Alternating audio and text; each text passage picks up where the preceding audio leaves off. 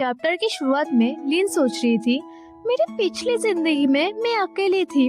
कोई भी मेरी परवाह नहीं करता था और ना ही मुझसे प्यार करता था। लेकिन इस जिंदगी में फाइनली मुझे दो ऐसे व्यक्ति मिले जो मुझसे सचमुच प्यार करते हैं। अगर संभोग उन्हें मेरे साथ हमेशा रहने के लिए बाध्य कर सकते हैं तो मैं ये करने को तैयार हूँ। बादी लिन को दूर करते हुए कहता है, लिन तुम्हें शांत रहना चाहिए। लिन बोलती है, मैं शांत हूँ, मुझे पता है मैं क्या कर रही हूँ। बायजी बोलता है, तुम आमतौर पर ऐसा नहीं करती, क्या तुम नाइटमेयर से डरी हुई हो? लिन कुछ भी ना बोलकर रोने लगती है। बायजी लिन को हाथ पकड़कर बोलता है, मैं नहीं चाहता कि तुम एक क्षण में ही अपनी वर्जिनिटी खो दो।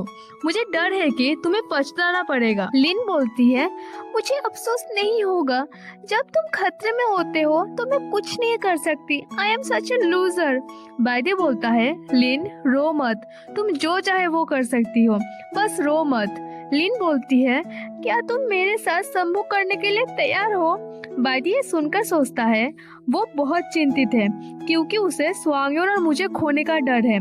पता नहीं उसने अभी तक कैसे जीवन जिया है। क्या वो इतनी इनसिक्योर महसूस करती है? बायदी लिन को गले लगाकर बोलता है, मैं ये करने को तैयार हूँ। तुम मेरी सब कुछ हो और मैं हमेशा तुम्हें पाना चाहता हूँ। वो दोनों एक दूसरे को प्यार से देखने लगते हैं और बाद में किस करने लगते हैं। बायदी लिन को किस करते हुए सोचता है, पिछली बार मैंने लिन को चोट पहुंचाया था, पर इस बार मुझे सावधान रहना होगा। बायदी अंदर से एक फल निकालता है और दबा के उसका रस निकालता है। लिन देखती है वो सोर्सिंग लीफ फ्रूट होता है। उसके बाद बायदी लिन को प्यार से पकड़ता है और उसके कपड़े उतारने लगता है। बायदी बोलता है, लिन नर्वस मत होना, मैं तुम्हारे शरीर में फल का रस डालूंगा और इससे तुम्हें बहुत अच्छा लगेगा। लिन मैं अंदर आ रहा हूँ। लिन को इससे थोड़ी दर्द होने लगती है तो बायदी बोलता है, लिन क्या तुम्हें दर्द हो रही है? लिन सोचती है बायदी खुद को रोकने की पूरी कोशिश कर रहा है और बोलती है, बायदी मैं ठीक हूँ, प्लीज मुझे छोड़कर कभी मत जाना। बायदी को इससे लिन के ऊपर और ज्यादा प्यार आने लगता है तो वो उसे और पेशेंटली किस करने लगता है। थोड़ी देर बाद लिन देखती है बायदी के 20 सोल मार्क से रोशनी आ रही होती है। वो सोचती है, क्या बायदी के शरीर पर रोशनी है? क्या ये मेरी इल्यूजन है? नेक्स्ट डे मॉर्निंग लिन थकी हुई हालत में सोच रही थी, बायदी सचमुच बहुत एनर्जेटिक है। हालांकि पहले तो मुझे बुरा लगा, लेकिन वो सचमुच बहुत जेंटल और पेशेंट था, तो बाद में मुझे इसकी आदत हो गई। जब उसे पाया कि मुझे इसकी आदत हो गई तो वो पूरी रात मूव करता रहा। उसके पास एक जानवर की तरह भयानक सहन शक्ति है। अब मुझ में चलने की भी ताकत नहीं बची। तभी उसे महसूस होती है कि कोई अंदर आ रहा है। वो बायदी को देखकर सोचती है, ये बायदी है, ये बहुत शेमफुल है, मुझे नहीं पता मैं उसका सामना कैसे करूं। बायदी बोलता है, लिन तुम्हारा बॉडी, क्या मैं इसे साफ करने में तुम्हारी मदद कर सकता हूँ? लिन ब्लश करते हुए पीछे घूम के बोलती है, कोई जरूरत नहीं, मैं ये खुद कर सकती हूँ। तभी लिन को दर्द होने लगती है। बायदी क्या हुआ बोलता है। लिन बोलती है, कल तुमने बहुत वायलेंटली मूव किया, मेरी कमर इसे और टॉलरेट नहीं कर सकती। अब मेरे पूरे शरीर में दर्द हो रही है। बायदी बोलता है, मुझे इसे साफ करने में तुम्हारी मदद करने दो, चिंता मत करो, मैं तुम्हें कुछ नहीं करूँगा। लिन बोलती है, मैं ये खुद करूँगी। बायदी बोलता है, मैं तुम्हारा मेट हूँ और मैं ही वो हूँ जो तुम्हें दुख देता हूँ। मुझे तुम्हारी बॉडी को साफ करने में तुम्हारी मदद करनी ही चाहिए। लिन सोचती है, मैं विश्वास नहीं कर सकती कि एक नॉर्मल सा दिखने वाला टाइगर ऐसे बातें भी कह सकता है। बायदी लिन के बॉडी को साफ करने में उसकी मदद करने लगता है। लिन सोचती है, बायदी की हथेलियां बहुत बड़ी, चौड़ी और गर्म है। बायदी बोलता है, लिन तुम्हारी स्किन बहुत फेयर एंड सॉफ्ट है। लिन शर्माती हुई बोलती है, मेरी शरीर बहुत बेहतर है, मैं ठीक हूँ। और बाहर जाती हुई बोलती है, मैं म्यूंजा की तलाश में जा रही हूँ। और सोचती है, अफसोस ये खतरनाक था, मुझे लगा कि वो टाइगर मुझे खा लेगा, लेकिन बायदी मेरी रियल मेट बन गया है। एक महीने में हम एक परिवार है। दूसरी तरफ म्यूंजा को लिन से बायदी की स्मेल आती है। वो बोलती है, तुमने फाइनली बायदी के साथ संभोग कर ही ली। लिन शर्म से म्यूंजा को धीरे बोलने को बोलती है। म्यूंजा बोलती है, ये नॉर्मल है कि तुम शाय फील कर रही हो, लेकिन तुम बहुत अच्छी लग रही हो। ऐसा ऐसा लगता है टाइगर ने बहुत अच्छा काम किया है। लिन सोचती है मैं किसी एक्सपीरियंस खिलाड़ी के साथ बात नहीं करना चाहती और म्यूजा के बच्चों के साथ खेलने लगती है।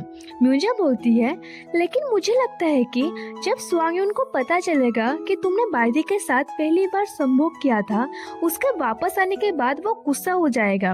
लिन बोलती है ये इतने भी सीरियस नहीं हो सकता।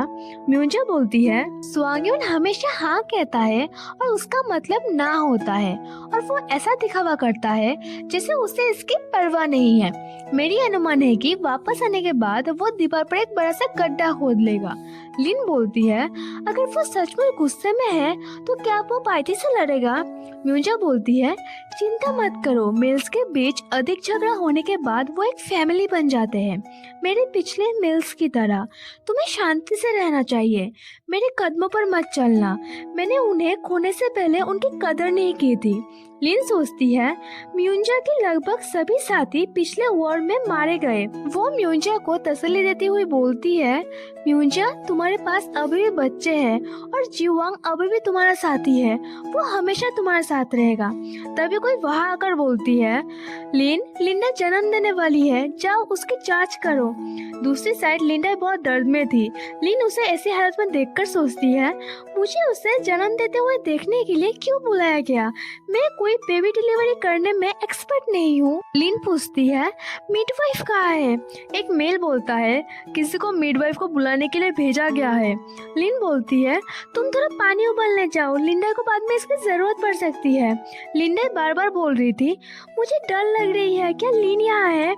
लिन सोचती है लिंडा मैं कोई मिडवाइफ नहीं हूँ, मैंने तो कभी बच्चे को भी जन्म नहीं दिया है। म्यूजा बोलती है लिंडा तुम पर भरोसा करती है और तुम्हारे साथ रहने पर वो प्रोटेक्टेड महसूस करती है। लिन बोलती है तुम बाइदी को ढूंढो, उसे एक बर्तन में पानी उबालने के लिए कहो और एक सोर्सिंग लीफ फ्रूट लाओ। म्यूजा ये सुनकर अपने काम में लग जाती है।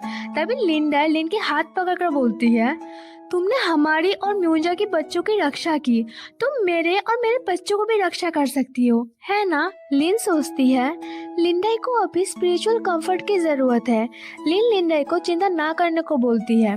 तभी मिडवाइफ भी आ जाती है और बाइदी भी गर्म पानी लेकर आ जाता है। मिडवाइफ लिंडा को चेक करके बोलती है बच्चों का सर थोड़ा बड़ा है, उन्हें जन्म देना मुश्किल है। लिन बोलती है आप सोर्सिंग लीफ फ्रूट का इस्तेमाल करें, ये उसकी फिजिकल स्ट्रेंथ में सुधार कर सकती है। दूसरी तरफ लिंडा की मेट्स उसे इस हालत में देखकर बोल रहे थे लिंडा को फल मिल गया है और अभी उसमें ताकत है।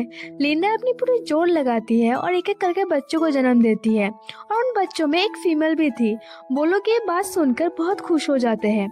लिंडा लिन को उस बच्चे को उठाने को बोलती है।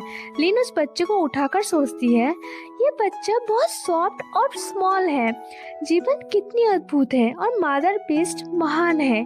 क्या मैं भी प्रेग्नेंट हो पाऊंगी और बच्चे पैदा करूंगी? क्या मैं इस दुनिया में बाइदी के साथ अपने बच्चे पैदा कर पाऊंगी? और यहाँ चैप्टर एंड हो जाती है। आपको क्या लगता है स्वांगयुन जब वापस आएगा उसका रिएक्शन क्या होगा? ये जानने के लिए आपको नेक्स्ट वीडियो की एक्सप्लेनेशन की वेट करना पड़ेगा। तो अगर आपको ये वीडियो पसंद आई तो प्लीज वीडियो को लाइक एंड कमेंट जरूर करना एंड चैनल को भी सब्सक्राइब जरूर से कर देना। तो नेक्स्ट वीडियो मिलते हैं, बाय बाय।